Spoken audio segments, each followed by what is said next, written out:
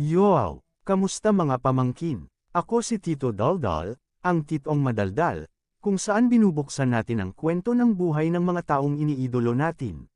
Dito, hindi lang natin pinag-uusapan ang tagumpay, kundi pati ang mga pagsubok, pagkakamali, at kung paano nila nalampasan ang lahat para marating ang tuktok.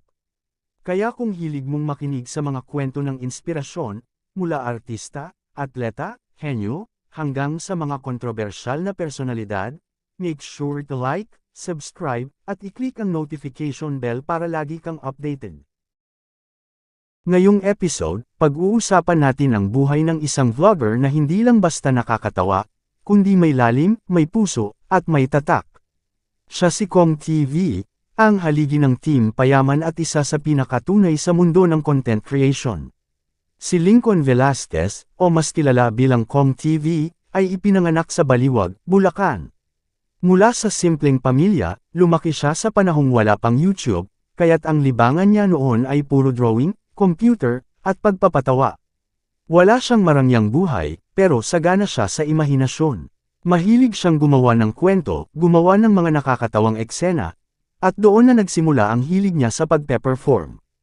Taong 2008, nag-upload siya ng kanyang unang video sa YouTube, mga homemade skits at parody videos na may halong katatawanan at satire. Noon, hindi pa uso ang monetization. Passion lang talaga. Gamit ang simpleng camera at raw na editing, unti-unti siyang nakabuo ng audience. Ang kanyang signature humor, sabog, totoo, at relatable, ay agad pamatok sa masa. Habang lumalaki ang audience niya, hindi siya naging madamot. Binuhat niya ang mga kaibigan at kapatid niya, doon nabuo ang Team Payaman. Isang grupo ng mga vlogger na sabay-sabay umangat, nagtulungan, at gumawa ng pamilya sa digital world. Kong TV became more than just a vlogger, naging leader, mentor, at inspirasyon. Nakilala ang mga kasama niyang sina Jun Nieboy, V. Cortez, Boss Keng, at iba pa, dahil sa platform na nilikha niya. Hindi naging madali ang lahat. Dumaan si Kong sa mga matitinding pagsubok, kabilang na ang aksidente kung saan nasira ang kanyang kamay at halos matigil sa pagba-vlog. Pero gaya ng dati, bumangon siya. Lalo pang lumalim ang koneksyon niya sa fans dahil ipinakita niya ang kanyang kahinaan. Hindi siya nagkunwari, totoo siya. Sa isang emosyonal na yugto ng kanyang buhay, dumaan din siya at si visa miscarriage, isang masakit na karanasang ibinahagi nila sa publiko. Ipinakita nila na kahit influencer sila, tao rin silang nasasaktan. Ngayon, si Kong TV ay isa sa pinakamalaking YouTube creators sa Pilipinas, may milyon-milyong subscribers, endorsements, merchandise, at sariling negosyo. Pero higit sa lahat, siya ay isang simbolo ng authenticity. Hindi siya kailanman tumigil maging siya, at yun ang dahilan kung bakit mahal siya ng masa. Mula sa simpleng batang mahilig magpatawa, ngayon siya ang mukha ng tagumpay na may puso.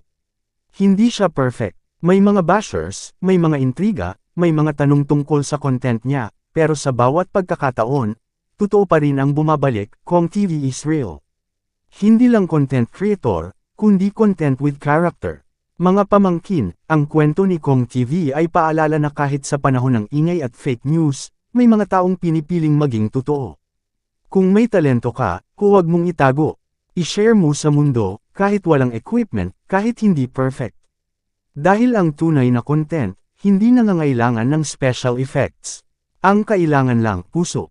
Kung may iniidolo kang gusto mong pag-usapan natin sa susunod, ay comment mo lang sa baba. At kung gusto mong mapasama sa Tito Daldal shoutout, ilagay mo lang ang pangalan mo at kung taga saan ka. Maraming salamat mga pamangkin.